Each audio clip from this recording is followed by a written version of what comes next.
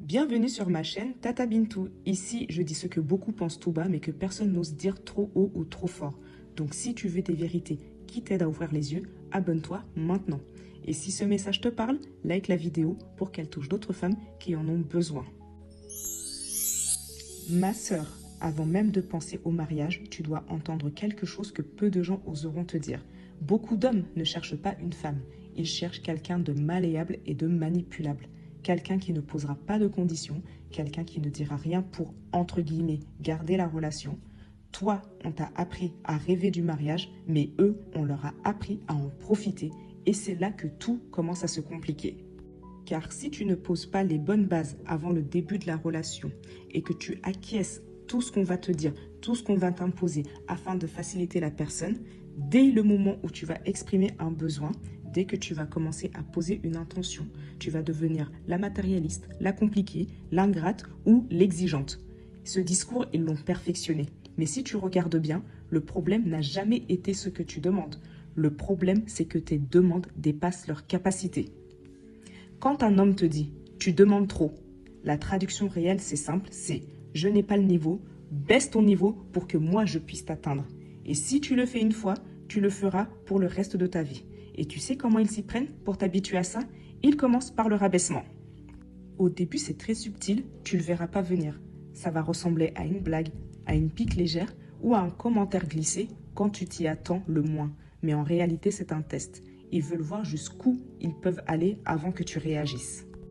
Quand ils commencent à te faire comprendre subtilement que tu as un certain passé, donc tu devrais apprendre à être humble, ou alors quand tu demandes à avoir un homme stable, un homme avec une certaine situation, on te fait comprendre que tu n'as pas à avoir ce genre d'attente car tu as grandi dans un HLM, ou alors quand tu demandes un homme fidèle, on va te faire comprendre que ton père est polygame à 4 femmes, d'où tu vas demander la fidélité à un homme.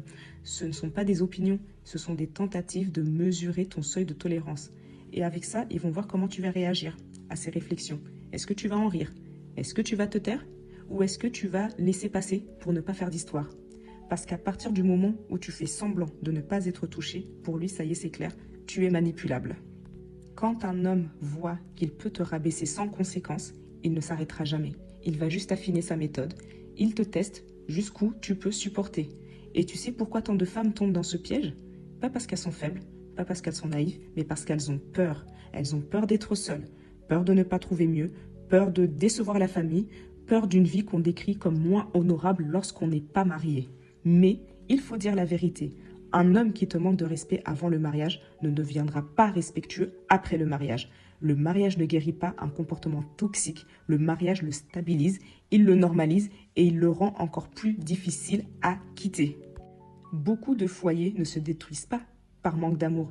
Ils se détruisent à cause du silence avant le mariage et du regret après celui-ci. Et puisqu'on parle de silence, parlons des sujets que les gens évitent systématiquement.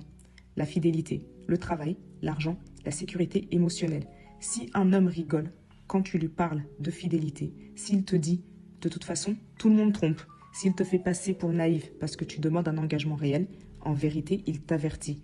Il n'a pas l'intention d'être loyal. Si un homme refuse de contribuer financièrement à chaque dépense, si chaque dépense devient un débat, un sujet de dispute et que tout repose sur toi, tu n'es pas en train de construire un couple, tu es en train d'adopter un adulte instable. Et si tu veux être une femme au foyer, mais que lui ne prévoit aucun budget pour toi, aucune sécurité, aucune autonomie, tu deviens vulnérable, tu deviens dépendante et surtout tu deviens remplaçable. Et j'en profite pour parler d'un sujet dont tout le monde parle en chuchotant, mais qui est bien réel, et surtout dans la communauté ouest-africaine, c'est le sujet de la polygamie. Si tu te maries avec un homme issu d'un milieu où c'est normal, ne te pose pas la question de « est-ce qu'il va le faire un jour ?» La vraie question c'est « dans quelle logique familiale a-t-il été construit? Dans quelle ambiance a-t-il grandi? Et qu'est-ce qui selon lui est acceptable ou inévitable ?» Un homme peut te promettre la monogamie, mais sa famille, sa culture, son environnement, eux ne te promettent rien. Son père, ses oncles, ses cousins sont polygames. Si c'est normal dans son cercle, si c'est déjà arrivé autour de lui, tu joues avec le feu. Alors si tu refuses ça, dis-le lui maintenant, sans trembler, sans t'adoucir, sans te dire est-ce que ça va passer ou pas, parce que ce que tu acceptes en silence dans le mariage deviendra ton amertume de demain. Maintenant ma sœur, on va parler de toi. Parce que le mariage, ce n'est pas seulement ce que toi tu attends de lui, c'est aussi ce que toi tu construis en toi. Avoir des critères, ce n'est pas être capricieuse, c'est être cohérente. Mais il y a une règle simple. Ne demande jamais à un homme ce que toi-même tu n'es pas en train de développer pour toi-même. Tu veux une stabilité? Deviens stable. Tu veux une discipline? Deviens discipliné. Tu veux un homme croyant? Sois une femme qui pratique réellement. Tu veux un homme généreux? Développe ta propre générosité. Et enfin, si tu veux un homme ambitieux, travaille aussi sur toi. Car il ne faut pas oublier souvent que l'amour est un miroir. Tu attires ce que tu tolères, tu reçois ce que tu acceptes et tu deviens ce que tu t'excuses.